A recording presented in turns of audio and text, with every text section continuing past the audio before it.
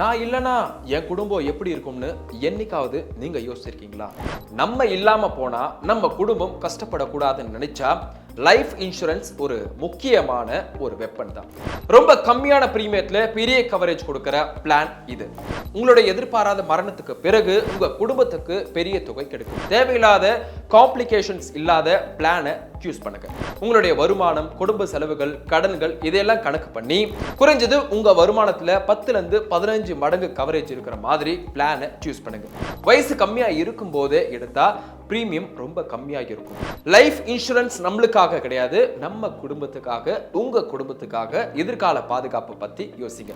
கண்டிப்பா ஒரு life insurance பாலிசியை மறக்காம இப்பவே எடுக்க பாருங்க. இந்த வீடியோ உங்களுக்கு யூஸ்ஃபுல்லா இருந்தா மறக்காம உங்க ஃபேமிலி அண்ட் ஃப்ரெண்ட்ஸ்க்கு ஷேர் பண்ணுங்க.